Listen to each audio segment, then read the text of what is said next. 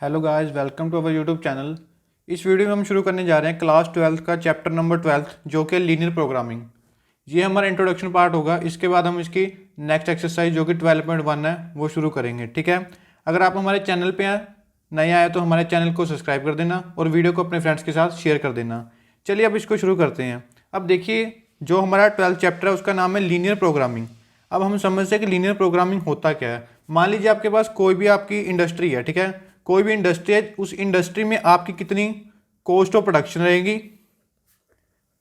कोई भी चीज़ आप बना रहे हो, ठीक है, फॉर एग्जांपल कोई भी पेन पेंसिल या कुछ भी, ठीक है, उसकी कॉस्ट ऑफ प्रोडक्शन और कितना आपको उससे प्रॉफिट हो रहा है।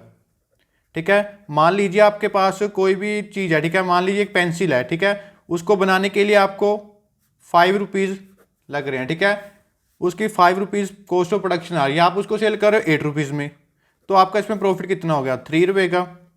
ठीक है, तो इसमें लीनियर प्रोग्रामिंग में हम यही बात करेंगे, कोई भी इंडस्ट्री हो या हमारा कोई भी ट्रेड हो, ठीक है, उसमें हम कितना इन्वेस्टमेंट कर रहे हैं और हमें उसमें से कितना प्रॉफिट होगा, उसको हम बोलते हैं लीनियर प्रोग्रामिंग। ठीक है, इसमें हम यही डिस्कस करेंगे कि इसको वर्क करते हैं, कैसे वर्क करेगा ये। ठीक है, अब सबसे पहले जो हमारा होता है वो होता है ऑब्जेक्टिव फंक्शन। इस चैप्टर में वो क्या है, ऑब्जेक्टिव फंक्शन। ठीक है, जो ऑब्जेक्टिव फंक्शन होता है हमारा, वो आपको फॉर्म में लिखा होगा z is equals to ax plus B Y की फॉर्म में आपको मिलेगा लिखा हुआ। ठीक है, जो z है वो क्या हमारा ऑब्जेक्टिव फंक्शन, जिसमें क्या होगा हमारा मैक्सिमम या मिनिमम। मतलब मैक्सिमम, अगर आप कोई भी चीज़ बना रहे हो तो आपकी कोशिश क्या रहेगी, जो हमारा मैक्सिमम से मैक्सिमम क्या होना चाहिए, प्रॉफिट होना चाहिए, और मिनिमम से मिनिमम वो क्या होना चाहिए, उसकी कॉस्ट ऑफ प्रोडक्शन होनी चाहिए। ठीक है, कोई भी अगर आप चीज़ बना रहे हो, मान लो उसको आपने कोई भी पेन लिया, ठीक है, पेन आप बना रहे हो किसी फैक्ट्री में, ठीक है, उसकी कॉस्ट ऑफ प्रोडक्शन आ रही है 5 रुपये, ठीक है, आप उसको सेल कर रहे हो 10 रुपये में, 15 रुपये में। ठीक है, तो उसकी कॉस्ट ऑफ प्रोडक्शन क्या होनी चाहिए, कम से कम होनी चाहिए, क्योंकि अगर कॉस्ट ऑफ प्रोडक्शन हमारी कम से कम होगी, ठीक है, कॉस्ट ऑफ प्रोडक्शन हमारी कम होगी तो हमारा जो प्रॉफिट है वो हाई होगा। ठीक है, इसको बोलते हैं हम ऑब्जेक्टिव फंक्शन। ठीक है, जो हमारा ऑब्जेक्टिव फंक्शन यही बताता है, अगर हमारा प्रॉफिट हमारा ज़्यादा से ज़्यादा होना चाहिए, कॉस्ट ऑफ प्रोडक्शन हमारी कम से कम होनी चाहिए। ठीक है, मान लीजिए अगर आपने कोई भी फैक्ट्री में मतलब इन्वेस्ट करना है, ठीक है, आप इन्वेस्ट कर रहे हो, एक कंपनी आपको दे रही है मटेरियल का जो कॉस्ट है 4 रुपीज़ प्रोवाइड कर रही है, एक कर रही है 6 रुपीज़। ठीक है, तो आप खुद सोच लीजिए, जो 4 रुपीज़ प्रोडक्शन में आपको कॉस्ट पड़ रही है, आप तो वही प्रेफर करोगे ना, क्योंकि 6 रुपीज़ क्या है, थोड़ा महंगा पड़ रहा है आपको, तो जो 4 रुपीज़ वाली होगी आप उसको प्रेफर करोगे, 6 वाली को नहीं करोगे। ठीक है ना, क्योंकि आपको प्रॉफिट किस में से ज़्यादा होगा, जो 4 रुपीज़ वाली है, वही तो है ना। ठीक है, इसको बोलते हैं हम जेड, जो कि क्या होता है हमारा ऑब्जेक्टिव फंक्शन। और उसके बाद आता है हमारा सब्जेक्ट टू कॉन्स्ट्रेन। ठीक है, क्या आता है हमारा सब्जेक्ट टू कॉन्स्ट्रेन, जिसमें हमें क्या गिवन होता है, उसकी लिमिटेशंस। ठीक है, लिमिटेशन का मतलब उसमें क्या कमियां होंगी हमारी। ठीक है, उसके बाद उसकी कंडीशंस।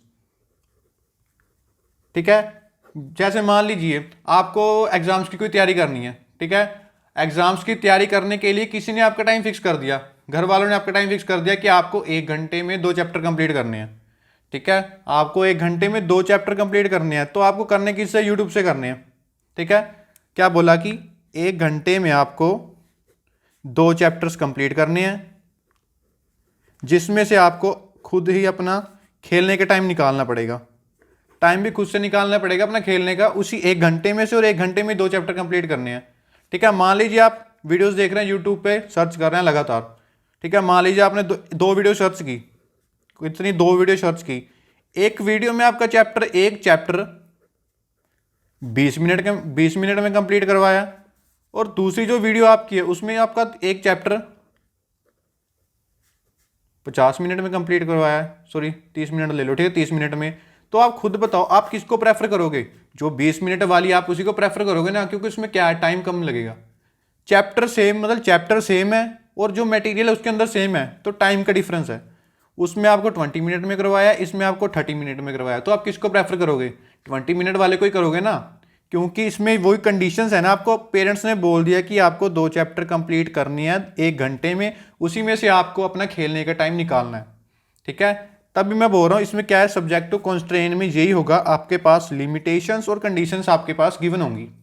ठीक है, और एक चैप्टर अगर आप 20 मिनट का मिल रहा है आपको, तो 2 चैप्टर कितने के हो गए? 40 मिनट के हो गए, ठीक है। बाकी जो पेंडिंग टाइम है वो आपका खेलने के लिए हो गया। अगर आपको एक चैप्टर 30 मिनट का मिल रहा है, ठीक है, एक चैप्टर 30 का मिल रहा है, तो 2 चैप्टर कितने हो गए? 60 मिनट के, तो टाइम तो कंप्लीट हो गया। तो आपको तो 40 मिनट वाले को प्रेफर करोगे ना, 40 मिनट वाले को प्रेफर करोगे, क्योंकि 60 मिनट वाले का तो आप प्रेफर करोगे ही नहीं। प्रेफर क्यों नहीं करोगे? क्योंकि आपको इसमें क्या है? लॉस है किसका? टाइम का, ठीक है। तो इसको बोलते हैं हम सब्जेक्ट टू कंस्ट्रेंट, ठीक है। अब आपके पास कंडीशंस का मतलब क्या? आपको अगर बोल दिया कि फॉर एग्जांपल हम पेन की बात कर रहे थे, तो आपको बोल दिया जो पेन है उसकी रिफिल की कॉस्ट है x, और जो उसकी बॉडी की कॉस्ट है वो क्या है? y।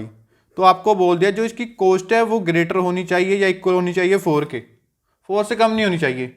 ये आपको बोल दिया जो आपकी x है, रिफिल की कॉस्ट है वो 2 से ग्रेटर देन और इक्वल टू होनी चाहिए, या y की ग्रेटर देन इक्वल टू 1 होनी चाहिए, ठीक है। इसको हम बोलते हैं सब्जेक्ट टू कॉन्स्टेंट, ठीक है। इसमें आपको कंडीशंस गिवन होंगी, भैया आपको करना क्या है, ठीक है। अब उसके बाद इसके अंदर आता है आपका बाउंडेड और अनबाउंडेड रीजन, ठीक है। कौन सा? बाउंडेड और अनबाउंडेड। अब देखते हैं बाउंडेड और अनबाउंडेड रीजन होता क्या है। अब देखते हैं बाउंडेड और अनबाउंडेड रीजन, ठीक है। एक इसमें गिवन है आपके पास बाउंडेड रीजन, और एक है आपके पास अनबाउंडेड रीजन, ठीक है। फॉर एग्जांपल मेरे पास ये हमारा क्वाड्रेंट है 4, जो हमारा बाउंड्री रीजन होगा ये हमारी एक्सिस हो गई, ठीक है, ये हमने ड्रॉ कर ली। अब बाउंड्री रीजन में होगा क्या कि जो आपके पास आपका शेडेड रीजन है वो अंदर वाली साइड बाउंड होगा। बाउंड का मतलब कि इस जो ये लाइंस हैं इनके अंदर होगा, बाउंड मतलब बंधा हुआ, इनके अंदर ही बंधा हुआ होगा यहाँ पे। इसको हम बोलते हैं बाउंडेड रीजन। और अनबाउंडेड में क्या होगा, ठीक है, ये आपके पास हो गया।